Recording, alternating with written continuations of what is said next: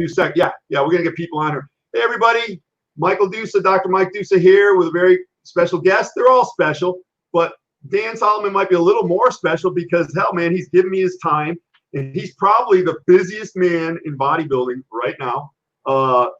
But just a few words. He's taken over along with Jake Wood, the Olympia. He's gonna give us all the accurate details of everything. Founder of digitalmuscle.com, and he was the producer of a really good movie that I've watched 3 times. Executive producer, actually, of the movie Bigger, Joe Weider and Ben Weider's story. It's on, I think it's on HBO still. Didn't it come out like 2 weeks ago, Dan? Yep. Yeah. Hey, Dan, thanks for being here. Friday night, you got to take your son out and the whole deal. But thank you for your time. You know, it's funny. I don't leave the house much these days like the rest of your viewers. So we're just kind of home, and I've been playing by the rules. I got to tell you, I've really spent the last couple months. I've tried to play by the rules. I'm trying to do everything the way we're supposed to. But yeah, tonight I'm going to get out for a little bit and get some fresh air.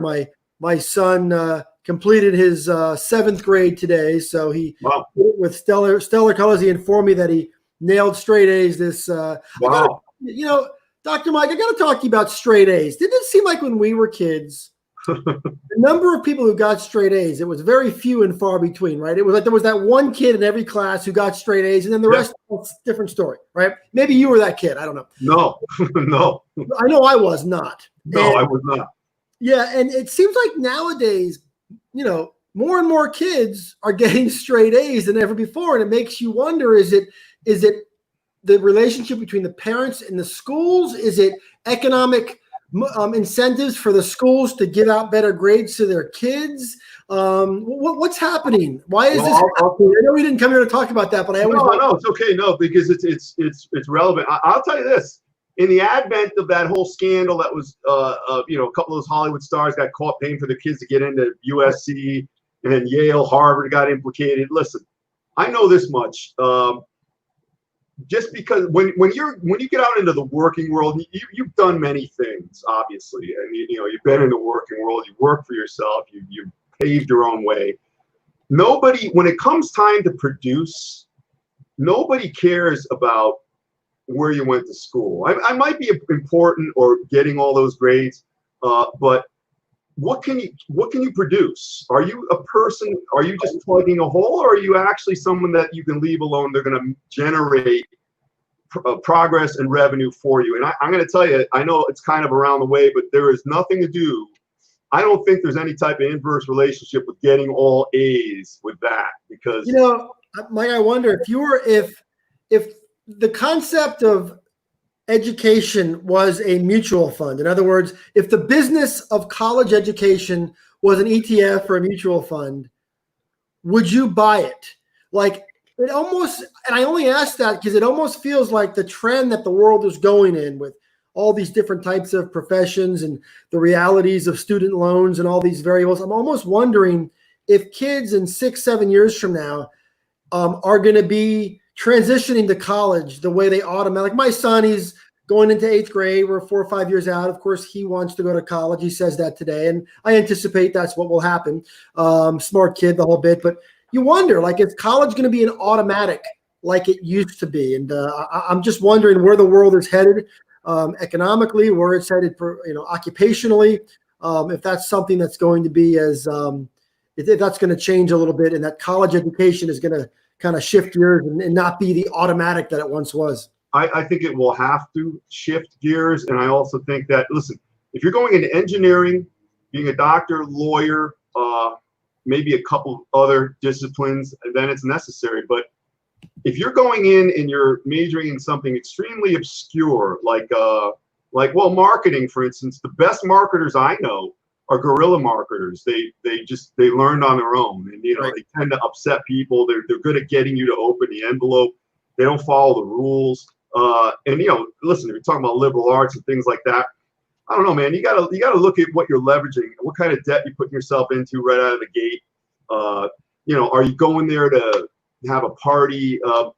There's a lot of I don't knows attached to it. It's just that you have to know what you want to do. You have to have good people around you directing you. I don't know. The key is not to waste time. That's what I say. Time is the real currency, in my opinion. You can listen. I've had huge bills that I've had to pay back, and I paid them. So not pleasant, but it's you exist. You don't want to make things unnecessarily hard for yourself. We got Kenny Wallach here. He says, Dan is awesome. Hey, Dan. Kenny Wallach, the master poser. Kenny is one of the really good guys in this industry. You're right. It's funny. We always talk about how the fitness industry, it's like this entrepreneurial sandbox, right? There's so many different ways to make a living. You have people who coach folks, and then you have trainers, and you have editors and writers and supplement formulators. And, there's a million different ways to make a living in this industry. And among those is the master posing extraordinaire, the artist who can look at a physique and teach these folks how to masterfully present their physique and create those illusions and those angles. And Kenny's one of those guys. It's just incredible when you think about the number of people that make their living, in different ways around the fitness landscape. And Kenny, good to see you on here watching. Kenny's been in the trenches I've known him over 30 years up here in the Northeast, and now you can't even get an appointment where you got to call some lady, and it's there's 2 different people to call. Kenny's a big deal, man. Which is good. He carved a niche, and he's the guy. And you're right. That's part of the art. You could have a great physique. You got to know how to show everything. And that's right. I still see guys in shows, and they got all this muscle, and they can't show anything for some reason. Right. So Dan, anyway, you're the Olympia guy now. Tell us about. I've read some interesting stuff and everything about what you're doing, but now you're bringing the Olympia to Vegas and the Hard Rock, so you can take it from there. Yeah, so it's no secret that the Olympia weekend, for those of your audience who aren't familiar, it's a 55-year old event, and it started back in 1965, of course, created by the fitness and bodybuilding pioneer Joe Weider. And Joe created something that started initially just as a bodybuilding contest in an effort to establish the #1 bodybuilder on the planet. And it has since evolved into something quite spectacular. It has emerged into a multi-million-dollar production that is at the center of a multi-billion-dollar sports nutrition, apparel, equipment industry. And the Olympia is sort of a central artery of the entire industry. And it started in New York, and it has evolved into something far more widespread in terms of its focus on different fitness disciplines. And this year, after 15 years at the same location in Las Vegas, we are moving to right in the heart of the Strip. We just completed a deal with the Planet Hollywood, and the 2020 Olympia weekend will be taking place in the middle of December. So we're very excited about that. And Planet Hollywood is a tremendous location. It really speaks to our demographic. It's a fun spot, and we have a lot of really cool things planned. Dan, I don't mean to interrupt, but the middle of December, is that primarily because of the whole logjam with COVID and everything? Yeah, so initially the event was going to be in September, which is where it's been for the last several years. But with obviously the COVID-19 situation and the need to, it's sort of a multi-pronged scenario. With the Olympia, for starters, you need to have enough preliminary events to qualify athletes to compete at the Olympia. So we had to give sort of the world a chance to catch its breath, to give the IFBB Pro League and Jim Mannion's office the opportunity to schedule more contests, so that way we can make sure everybody has an opportunity to qualify. We also needed to give the athletes ample time to prepare for the competition. And perhaps as important as any of those things, given the business of the Olympia is powered economically by exhibitor sales, sponsorship sales. And as you can probably imagine, talking to companies right now about exhibitor and sponsorship sales is not really an easy conversation to have. So we felt by moving it into December, as unconventional as that might have sounded initially, it created 3 more months on the calendar that enables our sales team to give all of the companies a chance to get connected with the Olympia. And so it provided just a lot of very critical time that we needed to make sure the world recovered, and we were able to focus on doing something pretty big this year. Dan, have you heard from any athletes who kind of blanched about that? Like, how the hell can you put it in December? Or they're okay with that? Or yeah, they actually were relieved, because athletes were starting to get really nervous. We were entering into that like 17, 18 weeks out from the prior September date. And a lot of these athletes, we have about 180 IFBB professional athletes that compete in the Olympia over the course of 8 or now 9 divisions. And they were kind of freaked out, because out of those 180, I'd imagine only about 40 or 50 of them have gyms that that are either in their house, right. or obviously some of the lucky ones get thrown the keys to their local gym. But for the most part, that's not typical. So we had a large contingency of athletes who were really sweating the idea of not being able to completely and wholly prepare for the competition. So the news that they were getting an extra 3 months, the positives vastly outweighed the concerns of being in December. Let me ask you, I heard rumblings of this about a year ago, and just from a couple of people, there was rumblings that the Olympia was going to be no more. Was that a potential at any given time? There was never a single moment where that was even a real thing. It's funny, and I talk about this a lot. And Dan, I didn't propagate that. I didn't. No, I don't think you did. Because I hear that stuff all the time. There's something about the Olympia. It's very polarizing. People love to hypothesize about all the scenarios and the Olympia is this. Bottom line is this. You know who says that stuff the most? People who haven't been in a while. If you went to the Olympia this past year and you stood inside an arena, now keep in mind, to put an event on in an arena is an extremely challenging thing because you have to have a lot of people come to fill up an arena. It's not an auditorium. It's not a theater. It's an arena. And if you had stood in the Orleans Arena, which is where we held the Olympia this past year in September, and you had seen this packed house with a multi-million-dollar stage production, and you were surrounded by the energy and the sensory overload, the celebrities, Mark Wahlberg's there, Shaquille O'Neal's there, celebrities up and down, the place is packed, the stage production's through the roof, and we almost laugh at the notion that people are suggesting that it's on some form of life support. But look, there are corners of our industry, I think, that it serves their agenda to suggest that the Olympia is weak, because if they suggest that, then it serves maybe whatever it is they're trying to push or whatever they're trying to achieve. But for the most part, those folks who do attend the Olympia and the folks who watch it on the webcast, it's easy to see that the Olympia is thriving, so much so that a very savvy businessman named Jake Wood reviewed. Here's how you can tell how something's doing. So Jake Wood, longstanding insider in the industry, very successful businessman in his own right, attaches himself to very successful things. He's done very well for himself. When he decided that he wanted to consider buying the Olympia, the first thing you do is you send in a team of accountants. You do your due diligence. You do your they call it quality of earnings. You basically you break down everything. You get under the hood. You see where the revenue is, where the ticket sales are, where the trends are. And he looked at it, and when it was all said and done, he spent a lot of money on it. Okay, a lot of money.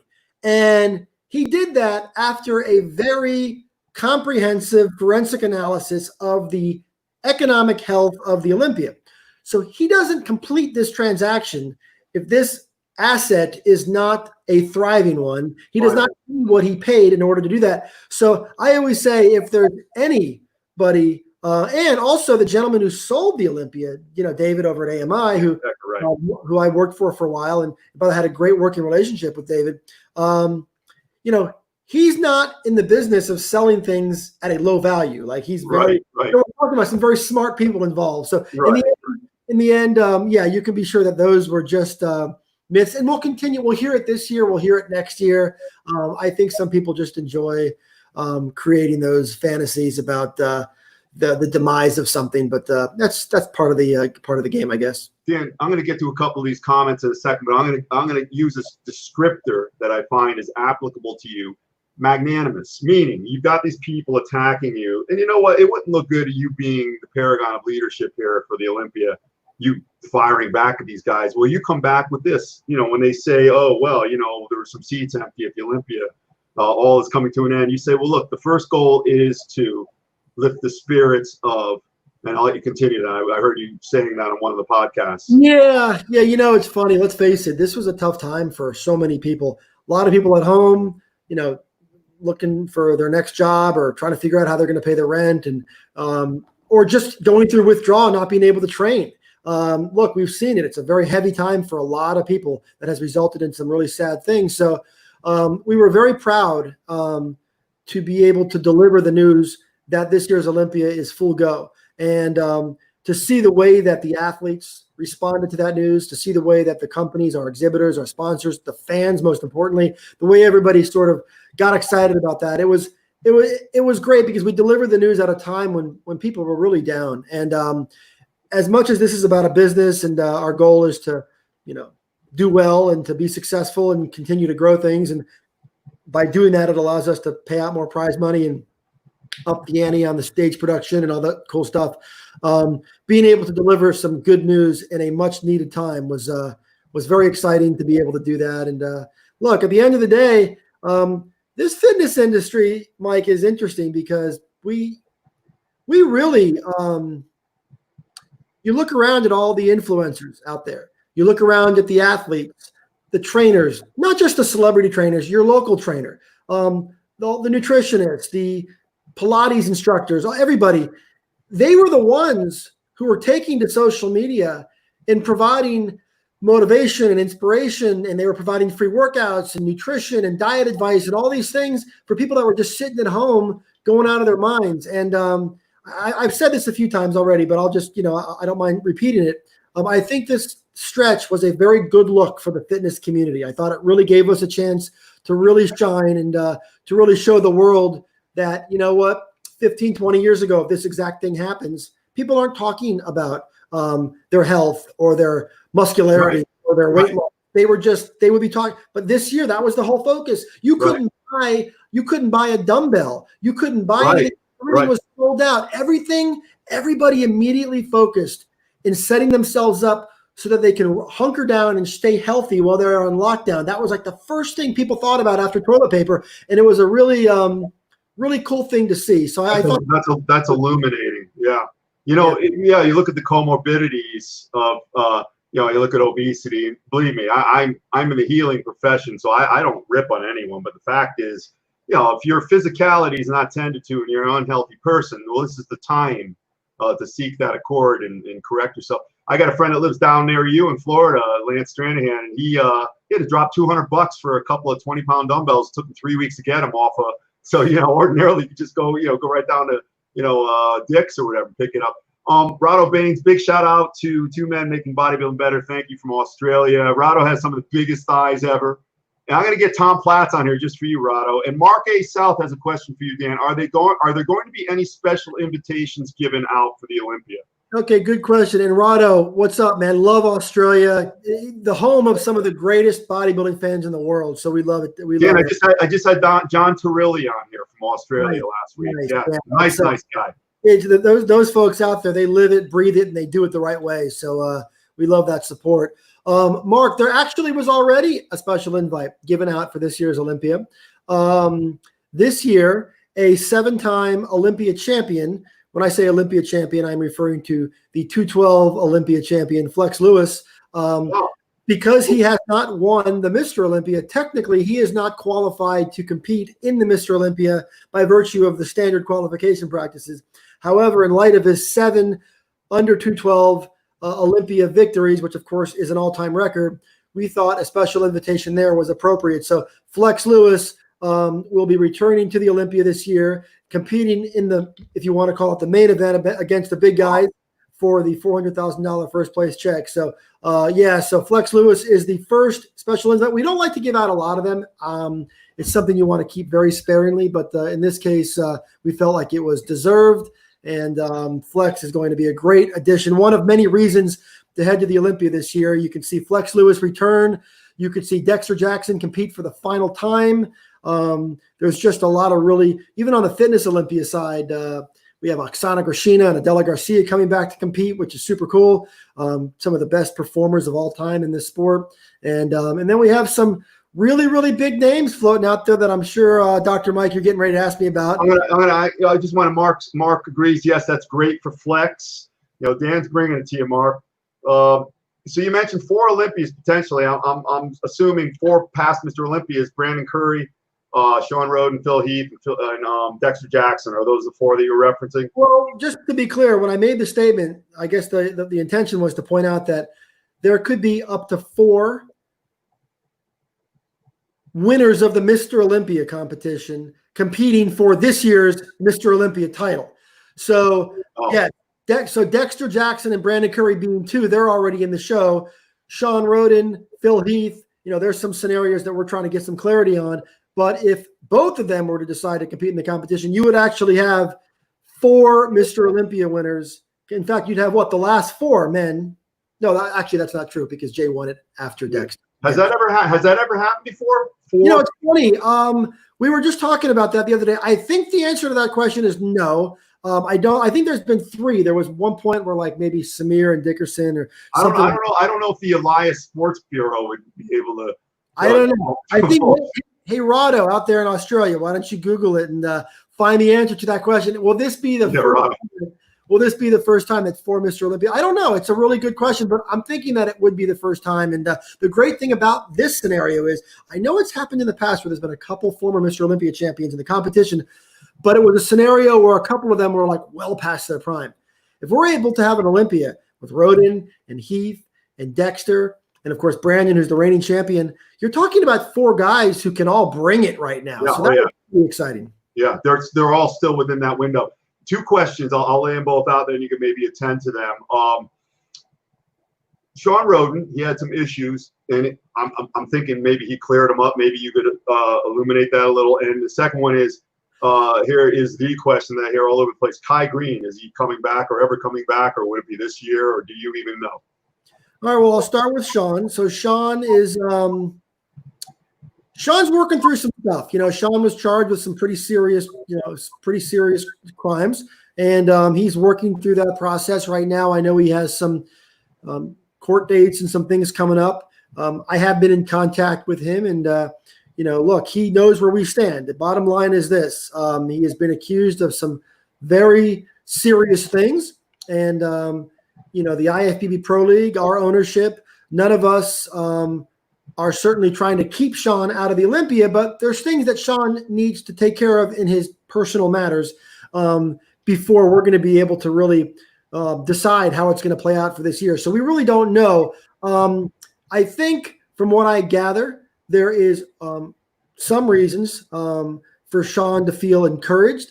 But look, bottom line is this. There's a victim out there, and I'm sure there's another side to every story. And I'm not going to sit here and try to play legal expert and, articulate how I think this thing's going to go, because I really don't know. I mean, clearly somebody feels like they were wronged and they deserve to be heard. And, and Sean obviously is in a really tough situation, but I will say this, his mind is in a very positive place. He's focused on his situation. And I just hope this thing ends in a manner that provides some peace for all parties. And we'll see how it goes. So the Sean thing. Hold on. Before you go on to the next one, I don't mean to interrupt because you may have been continuing, but is he training as though he will be able to compete?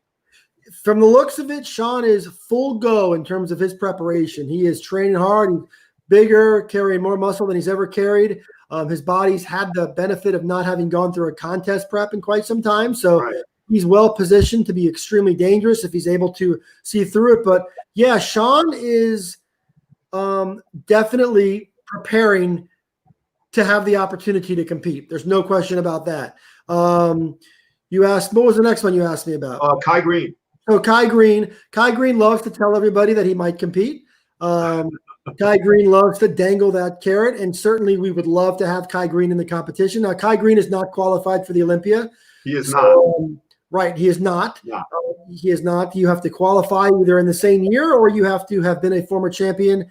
He, of course, has checked neither of those boxes. But, as Mark just asked about special invitations, it's certainly something that could always be explored. But the only way a special invitation happens is the athlete has to request one.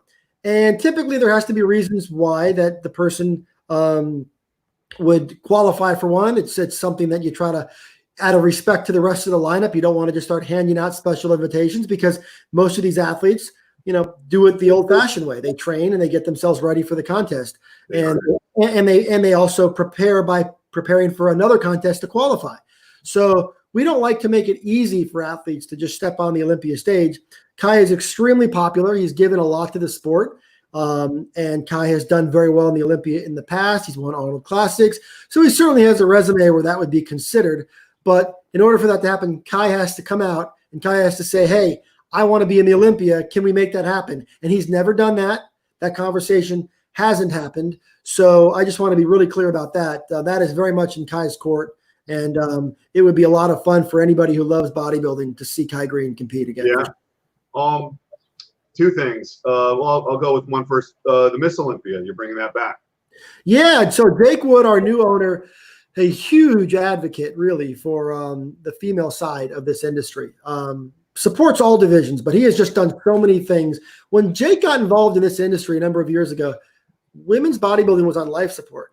And then it got even worse. So then it almost pretty much died. The Miss International, which is the women's bodybuilding championship in Columbus, got canceled. The Miss Olympia about 6 years ago got canceled. And then, of course, once those two events were gone, then a lot of the qualifying events went away because there was no end game.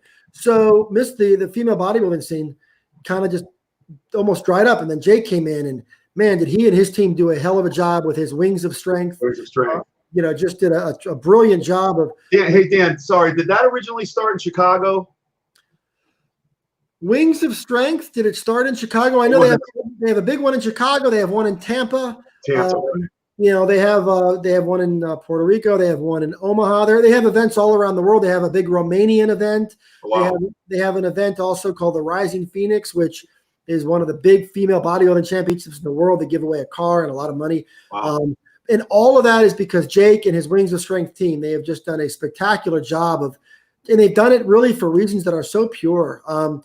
When you sit down and talk to Jake, and at some point you should, I shot him out a note to come on here. I probably hasn't seen it, but he doesn't do a ton of that stuff, but he listens more than he talks, right? Which is probably something that I should start doing more. But no, I have to do that. I think all of us, right? My wife tells me that all the time. Listen and shut up. But the truth is, Jake is a guy who, if you sit there and you talk to him, and you realize quickly that it's so pure. It's so pure. He's the real. Would you say he's the real thing? He's the real thing. His intention. He sits there and with the most authentic conviction, we'll talk about opportunities that he wants to create for the athletes, about how he wants to provide more visibility, more opportunities. And none of these conversations are laced with, oh, what can it do for him? There's none of that. He's respectful to the athletes. He treats them respectfully. It's the most impressive, genuine, pure conveyance of passion that I've seen in a long time. But Jake is an exceptional guy. Something you said struck me, because I adhere to this premise as well, in recognizing it. At least I hope I espouse it myself. But you said when you watch him work, all the people around him, he's best at bringing the standard up all around him as far as everyone working together. That's right. Yeah, that's right. Everybody's really, and it's he keeps a close circle, but the folks who work with him, his team,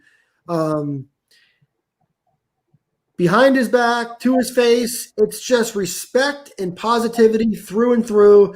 People are part of a true crusade, a true mission. It's not an employer environment. I consider myself very blessed to be a part of that. I consider bodybuilding as a sport to be very blessed to have had Jake Wood acquire the Olympia. And I say that not because I work for him now. I wouldn't even say anything. I'll be honest with you. This guy is, he is really living a truth, and he just loves everything about this stuff. And there's times where I'll call him up about a business matter, a financial scenario, and he'll answer my questions, and he immediately shifts the question to, how can we make this better? What can we do for this particular athlete? Because I think they could use some support or some visibility. It's an incredible thing to be around. And he's not about reasons. He's about solutions, right? He's all about that. That's what I love. He's all about solutions. He's all about how. In fact, you know what I always joke with our team. I always say, if you want to get Jake to do something, and by the way, Jake follows his heart wherever he goes. But all you have to do is say the words, Jake, I don't know if we can do that, or I don't know if that's possible. Yeah.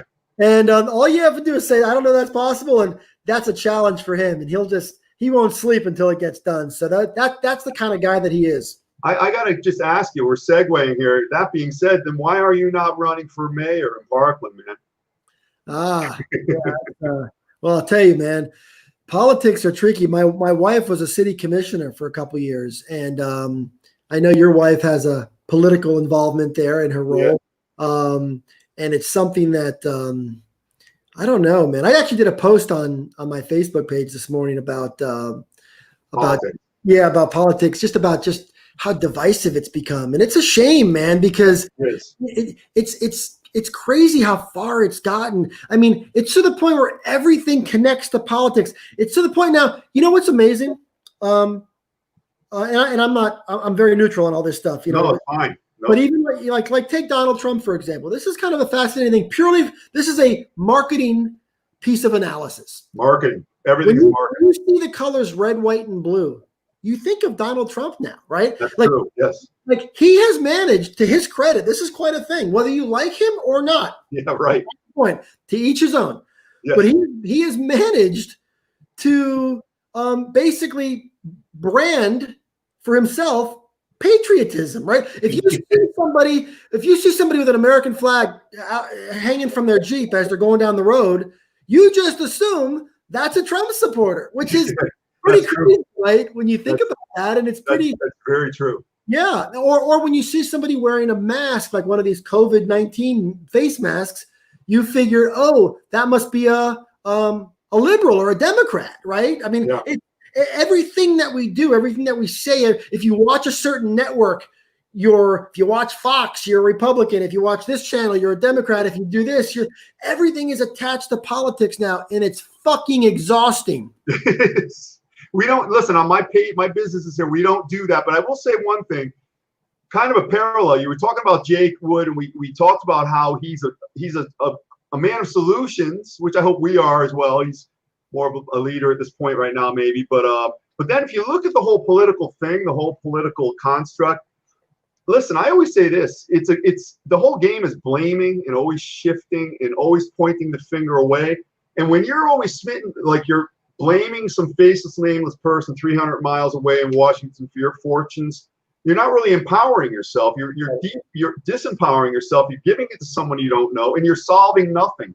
So a guy like Jake, he probably doesn't even care about that type of stuff. No, he's above it. It's a very powerful place, by the way, to get in your life where you just function from an inner voice, and look, we all say out loud, oh, I don't care what they say, or I don't care what that says on. We all say that, and we want to believe that. But let's face it, when you see stuff that's disparaging about yourself, we don't want to see that. And right, but there are people out there, guys like Jake and others, that have elevated themselves to a place where they truly are unaffected by it. And it's a great place to be. I think it's a place we all hope to get one day. And I know in the fitness industry, I certainly try. It's an area where I think we've all been bred to have thick skin, right? Because this is an industry where if you don't have thick skin, go do something else. That's for sure. It's tough, especially like even doing what you do. I mean, every night you come on and you do your show here, and you have people around the world watching, and I'm sure people pick apart what you say. I get one guy wants to break me in two. I said, hey man, that's no good. Then it'll be two of me. You don't even want one. Right. Going back to the thing we said about Jake, and that you're right about that. We think alike. A lot of the things you say, I find myself intimating. That people are quick to say, I don't care. Number one, I wouldn't hire someone who says I don't care. Or if somebody says it's just me, I go, well, that's a minimizing word. I'm not going to hire that. But if people say I don't care, but they do. But if you get to that point where you say I don't care and you truly don't, if you truly don't, you won't even address it.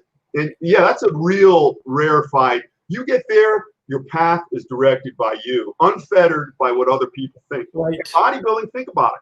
Bodybuilding, listen, you're a little younger than me, I think. I'm 56. My first contest I competed in 1979. I was 15, Mike Katz show. No music. You had to hope people clap. They didn't for me. And if you lifted weights back then, you were just a pariah. You were all these different things. So yeah, you have to have fixed. You chose something where, listen, you better be able to just, like you said, man the fuck up and keep going. That's right. That's right. So Dan, you've done a lot of. We can keep going on this, but we're going to move on to something very interesting because you do a lot of different things, it seems, but you do them well. And a really great movie that I've watched 3 times, Bigger, I guess I can call it the Joe Weider and Ben Weider story, but you were executive producer. Yeah, so Bigger is the story of Joe Weider, but of course, as you've watched it 3 times, so you know that it's about far more than that. It's about Joe Weider's, not just his journey, his pioneering journey to take something back in the 1940s that was back when athletes looked like Babe Ruth and sports teams didn't have, trainers, and the whole world was very different. Hollywood didn't have muscle. Leading men didn't look like Vin Diesel or Arnold or Mark Wahlberg or any of these guys. And I probably shouldn't leave out The Rock. I am wearing his thing. But it's a time when the world wasn't prepared for muscle and had no anticipation that it would one day trend in that direction. And of course, we follow that story. And remember, this is not a documentary. This is a film. It starred the great Julianne Hough, who came in and played Betty Weider, and Tom Arnold is in the film, and Tyler Hoechlin, and one of the final films in the career of the great Robert Forster, an Academy Award. I loved him. Yeah. Yeah. I didn't know he passed until recently. He must have passed just this past year, I think. Right? Yeah, he passed shortly after we wrapped the film. But we just have had a beautiful cast. Victoria Justice came in and played Joe's first wife, and she was great. She was great. Yeah. Actually, I was thinking of Julianne Hough. I thought she did Betty Weider very well. Yeah, it was great. It was great getting Betty, and we actually got to introduce them. It was fun. But anyway, so the movie was very much about Joe's journey, but it was also very much about a relationship that he had with his brother, and a relationship that he had with his parents. Of course, he was born in Montreal in a very anti-Semitic environment, and he had to put up with a lot of things on that front, and then he had to deal with poverty, and a lot of people who told him he was nuts, and for having this crazy idea about glorifying the human form. And so my good friend Steve Jones, who's a sort of a bona fide filmmaker out in LA, he had an idea to basically tell this story, and we came together, and we ended up raising a bunch of money and finding a great director named George Gallo and a great cast, and went to Birmingham, Alabama, of all places, and shot the film. And we were very fortunate enough that it went the distance, and it actually got a theatrical release. Didn't do very much in the theater, but we were proud of it. And now, of course, you can see it on HBO. 2 questions. In summation, that entire process, because I'll just say, hey, man, that took balls. You found the guy, Steve Jones. You had to get money up. It's never easy to get people to open their wallets for anything. That's always difficult. So in essence, that entire process, you did it. I mean, how harrowing was it? How difficult? Second question is, how do you think Joe Weider would have liked the movie? Good question. So Eric Weider, who is an executive producer of the film. Eric, of course, is Ben Weider's son, so Joe Weider's nephew. Eric is one of the first questions I asked him. I said, how would your uncle and your father have felt about this movie? And he said they would have loved it. He said it really touched on all the things. Look, at the end of the day, if you are a historical maven, there's plenty of inaccuracies to dissect, as is any film that has taken creative license and has been turned into a theatrical screenplay that's aimed at, as you know, you're familiar with that, that's aimed at entertaining and also fitting in the construct of a story into an hour and 45 minutes. So with that in mind, that's some creative license that we always ask for forgiveness on. But by and large, we focused on some things that I know would have been really important to Joe. The first one is his relationship with his brother. The second thing is the love story and how he met Betty Brosmer, who later would become his wife, Betty Weider. The other piece of that story that I know he would have been very proud of is just watching the way the evolution of his life was captured. We went through a period of decades in which we touched on everything from his advent of the first ever nutrition company and the Weider barbells and all of those things that were just, there weren't supplement companies back then. All of these things were new. We captured moments where he walked into a doctor's office and he talked about sports nutrition to a doctor that didn't understand even what those words meant. And then we had that one scene where he walked into a bank. Yes. He walked into the bank and he said to the loan officer something about a gymnasium, and who's your partner, Mr. Nasium? Right. The bank, the loan officer of the bank didn't know what gymnasium meant. Thought it was a person whose name was Jim Nasium. So these things happen. That's where the world was back in those days, and I'd like to think that he'd be very proud of the story. And but when it all comes down to it, I think that relationship between he and his brother and he and Betty are the parts that probably would have rung the deepest for him, because that's very much a part of his legacy that I know he was very proud of. I interviewed Tony Pearson last night. You remember him, 1978 Mr. America. And he wrote a book. It's really good. And he had a very rough upbringing, terrible abuse. And he wanted to consider a movie. And I says, yeah, as long as your outcome is triumphant, you're still working on that, because, when people go to the movie, they want to see a good outcome for them. But the point was, I said, Tony, who would you get to play you, man? I mean, there's not. He says, I trained somebody. I'm like, well, good enough. But I think you got it. In Column, I think was very good. I mean, I don't think he could have done any better finding somebody that, wanted to be emblematic of Arnold in his early days. Colin von Moger got rave reviews for his performance in his portrayal of Arnold Schwarzenegger. And it was fun because when we were on set, look, it was his first ever film project, but we had to use him because he looks like Arnold. He is a spitting image of Arnold. And, we got him with a dialect coach, and we trained him on the accent and the whole thing. And it was fun watching him go from take 1 to take 20 and watching him bring the words to life. And we found that when he stopped taking himself seriously and he just started to be loose and have fun with the character, the believability factor really, went up. And there were some original scenes that we shot where Colin was really trying to work through the lines, and it got to the point where I just said, listen, or not, the director and everybody else involved in that process just said, listen, Colin, just have fun with this. Don't try to be Arnold, try to have fun with the character a little bit. And in the end, I think it played really well. Although I was told later that Arnold wasn't fond of it. You're kidding. Arnold had some critical things to say about it. Yeah. Of the movie itself, or elements of the movie itself. He felt like there was a lot that we could have done differently. I think whenever a story is told and you are a central figure in that story, you're probably going to be the biggest critic of the story itself. Now, we reached out to Arnold early on to see if he wanted to be involved. That's what I was going to ask you, as a consultant or something, or he did, or even to be in the film and to do some things. And he was busy. He was traveling. He wasn't able to do that. And I think he didn't really appreciate when we reached out to him how serious the project was. Look, let's face it, the bodybuilding world has had many failed attempts, right? Oh yeah. Even the movies that we think of, like, of course, you mentioned My Cats earlier when you talk about Pumping Iron. Those are documentaries, right? Right. Those aren't scripted theatrical films. Right. So there's not much of a track record of people to feel that there's any real believability to a film about bodybuilding. In other words, I think just the notion of it had Arnold scratching his head thinking that maybe this wasn't anything that was worthy of his time. Little did he know that the movie went the distance. It got funding. It got released in the theater, and now it's on HBO. And I think Arnold sometimes struggles with that. And he's had some pointed things to say about it. But look, bottom line is, he's been on both sides of it, so he knows what it's like for people to say that his movies are terrible. So I guess on some level, Arnold has some negative things to say about us. But look, I'm a big fan of Arnold. I love Arnold's movies. But I guess when you are a central focus of a movie, you are going to be the biggest critic, and he definitely will.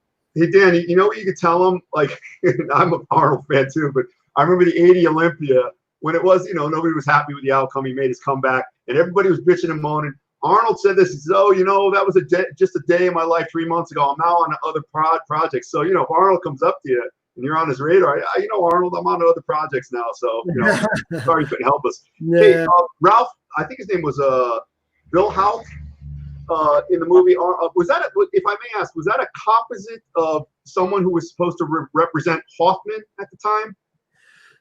So there or can you not say? Yeah, let's do it this way. So the movie was basically adapted from a book that Ben and Joe Weider wrote called Brothers of Iron. It's probably on your bookshelf. Oh, I have it, yeah. Yeah. And that was the basis for a script that the great writer Andy Weiss and Brad Furman ended up adapting and writing a basically an original script, and the guide for that was that book. There have been other books written by the individual that I'm guessing you're talking about that has provided some detail as to who that character might have been based on.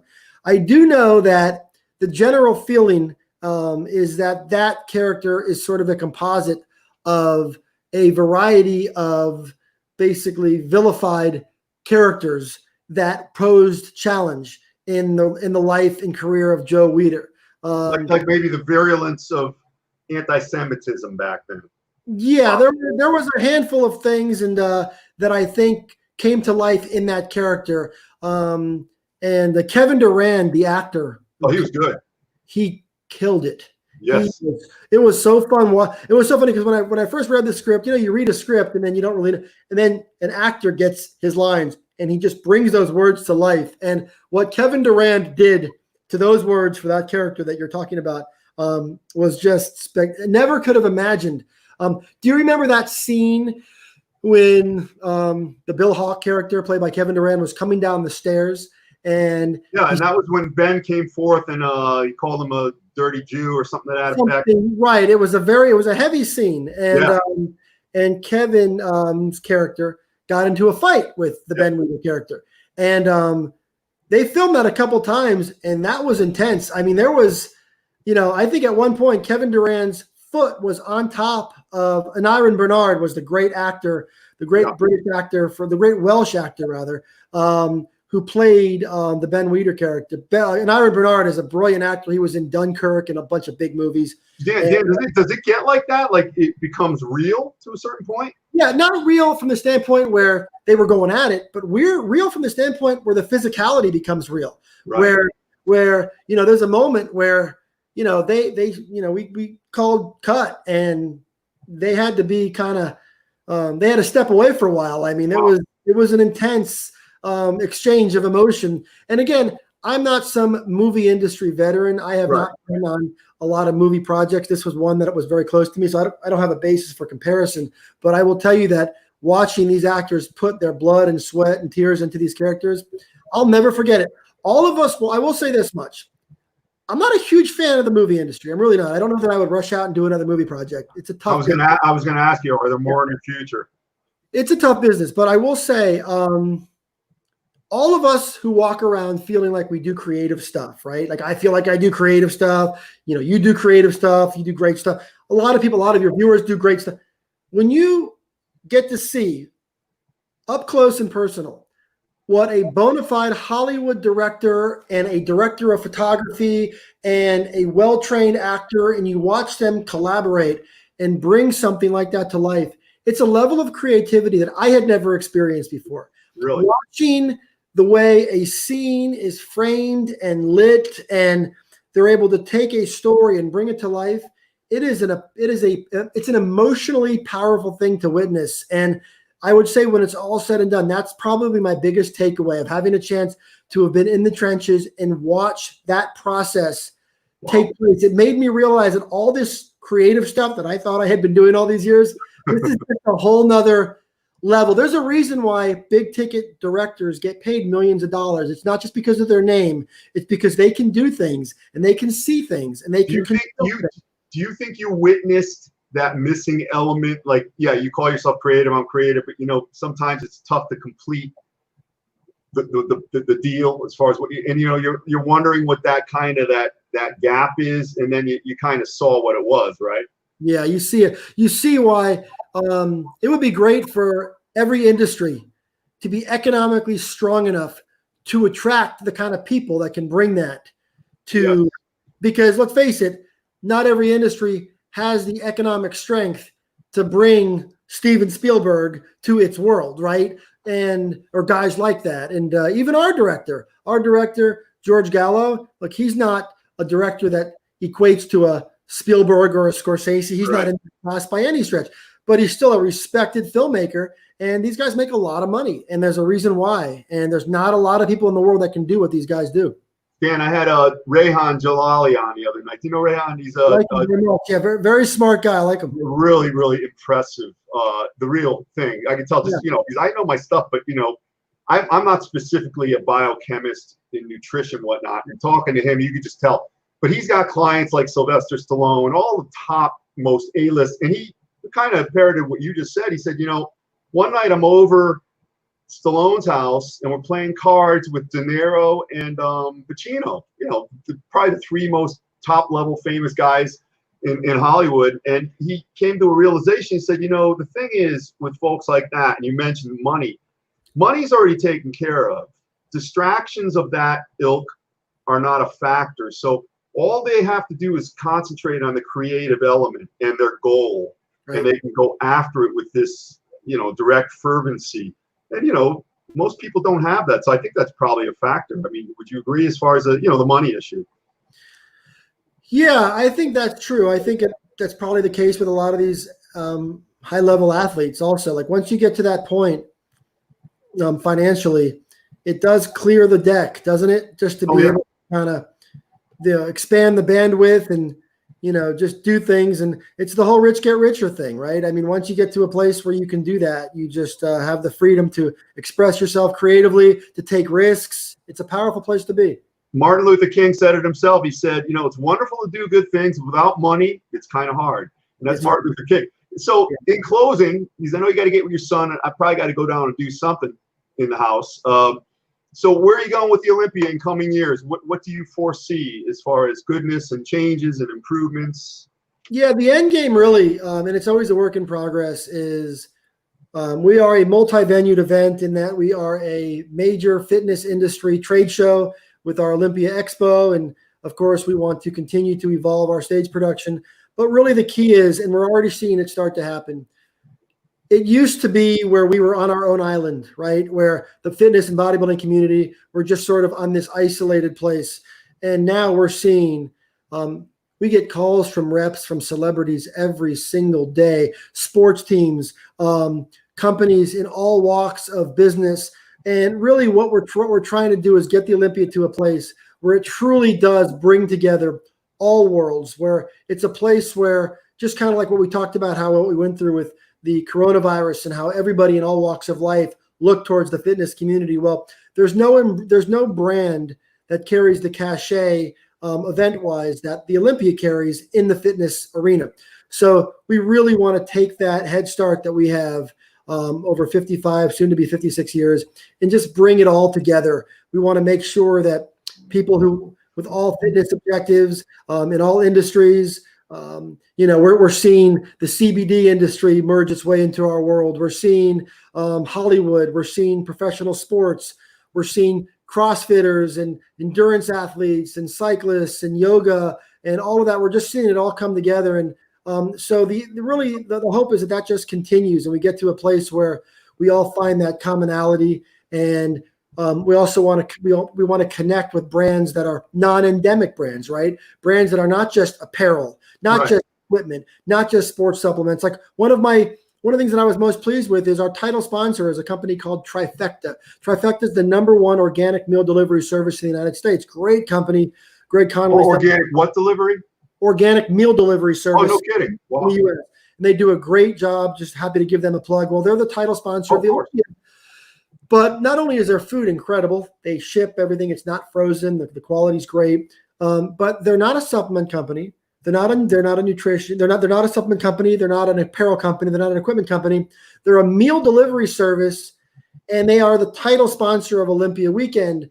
And that kind of thing makes us very gratified because for many years it was always the supplement companies, and obviously the supplement industry is very much a central component of our Olympia experience. But we're just proud to see. We want to see automotive companies. We want to see different brands in all walks of commerce come together and sort of celebrate our audience and connect with our consumers, because the fitness consumer is one of the most passionate customer out there. And we're just trying to do what we can to make the rest of the world appreciate the opportunities that exist in the fitness industry. And so the tickets for the Olympia, I got to do the plug, MrOlympia.com. Please, everything. Hope to see everybody come out this year. Yeah, just a couple more, and I'll tag anything you want on here. Just a couple of things. Vince Taylor, who's coming on the show this week, he says he's looking. Tell my good friend Dan, I'm always in his shadows, whatever that might mean.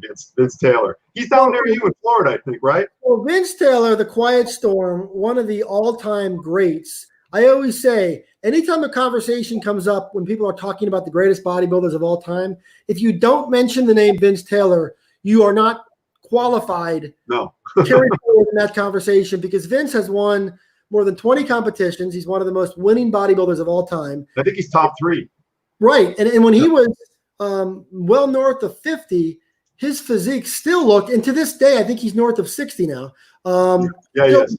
Still looks great. He's an articulate, well-spoken guy. If there's a supplement company out there that's looking for a really good brand ambassador, the kind of guy who can walk the walk, talk the talk, and just bring that energy, Vince is your guy, man. He's one of the guys that has really always impresses me with the way he carries himself. Well, he's coming on, and you're just for his longevity and whatnot, but also he developed a new product, a grip product that he's marketing now. So we're going to put him on here with that. But I want to thank you sincerely, because I really think, I've been in bodybuilding since the 70s, and I keep dating myself, but you're one of the guys I think came at the right time. You were lying in wait, whether you knew it or not, until the ground was cultivated and fertile to have this happen, because it seemed like it was stalling somewhat, but everything you said, can you tell us in the last couple minutes a couple of the stars that you got coming in, like the celebrities? Well, this year, the only one that we can talk about, because we just moved the dates, so we can't confirm a lot of these guys for their availability, but the one guy that we can confirm, we named Shaquille O'Neal our honorary ambassador for the 2020 Olympia. And a lot of people might scratch their head and say, Shaquille O'Neal, what? But Shaquille O'Neal is the embodiment of all of this. He's a 4-time NBA champion. He's a Hall of Fame athlete. He's a DJ, one of the most popular DJs in the world, by the way. Is he? I didn't even know that. Oh yeah, this guy's a big DJ, a big draw. Wait, but is he really good, or is it just because of his name? He's actually regarded in like DJ circles as being very talented and good at that. Really? He feels that he does very well in that space. He's obviously a sports commentator who works for TNT. Does the analysis for their NBA programming. He produces films. He does everything. Shaq is sort of the embodiment of having his tentacles in everything from Hollywood to sports. And to top it off, he and my good friend Rock Shabazz, who's a partner of his, are in the process of promoting their own NPC-sanctioned bodybuilding and fitness event in Atlanta, which is going to happen next year. So Shaq's all in on fitness and bodybuilding. He's training. And so we're going to bring him out there, and he's going to be a big part of the Olympia experience this year. So we're pretty amped up about that. As far as the other one, last year we had Wahlberg come out. We're not sure where he's going to be this year, but we'd like to see that maybe he'll come back. And there's a whole bunch of other guys, even athletes in professional sports that are talking about making the trip this year. The Olympia this year is in the middle of December. And let me tell you something. It's going to be a very unique experience being in Las Vegas at the biggest weekend of the year in the fitness world during the holidays. It's going to be a really fun backdrop to Olympia this year. And I'd always say, if you've never been to one and you want to go to one that's unlike any we've ever had before, new venue, Planet Hollywood, right in the heart of the Las Vegas Strip, right in the middle of the holiday season. It's going to be a lot of fun. First in the marketplace is always first in the minds of the consumers. And what you're doing is kind of a first, positioning, the way you're building it, the time, the place. As far as Arnold goes, is he involved with the Olympia at all on your end? Only because he's so associated with winning it so many times and whatnot? Yeah, Arnold is involved in the extent that he is a friend of the Olympia. He is a 7-time Olympia champion. We sat down not too long ago, and Jake and myself and Arnold and the Arnold Classic team, we sat down in Ohio and had a great meeting, and we invited Arnold to come to the Olympia this year. We're hoping that happens. But he has no formal involvement in the Olympia. But I think when you start talking about the Olympia, Arnold is always a part of the family, no matter which way we dissect it. But we're very proud of the relationship with Arnold and all of our champions. There's been 15 Mr. Olympia champions. And now, of course, we have the Bikini Olympia, the Figure Olympia, the Women's Physique Olympia, the return of the Miss Olympia, the Fitness Olympia, the Men's Physique Olympia. So we have something for all body types, and it's going to be quite a show this year. My friend, I'll leave you with this. Since I am a practitioner of good health habits, just make sure you drink yourself some green tea and make sure you get some sleep. because you're always. Plus, you know, they say parents of young children are among the most stressed, so you got to fight that too. So you got to stay healthy. That's good advice, Doc. I appreciate it, man. It's and same back to you. Stay healthy. Best to your family, and big shout out to your listeners. And I am honored now to have stepped on this rarefied piece of real estate, otherwise known as the Man the Fuck Up Show. And I'm very grateful for the invite, and I'm looking forward to receiving my T-shirt. You are getting a T-shirt. Just shoot me your address, and it'll go right out. Are you medium or large? Red or blue? Come on, man. So right off the bat, you assume medium and large. No. But it's dry fit. They're kind of clingy. So in the bodybuilding world, there's some people that would be insulted by that question. I want you to know. But I'll send you my information over, and we'll have to do this again sometime. And I'm going to look for you in Vegas this year. Hopefully you'll make it. We're going. And I've never been to Vegas, so I got to roll the bones. Troy Zucalato keeps saying, I got to get out there. He's going to foot the bill. All I got to do is get out there. Tell Troy to give you a seat on his private jet and send you to Vegas. Yeah, Troy sits down and loses $100,000 and goes and has a sandwich like nothing happened. So there you go. All right. Well, it was fun. You have a great weekend and have fun with your son. Congratulations on the 7th grade graduation. Everybody, thank you. We'll be back Monday with Jitendra Chupsi from India and his company Squats. Dan, thanks, man. Well, thank you. Have a good night. You too.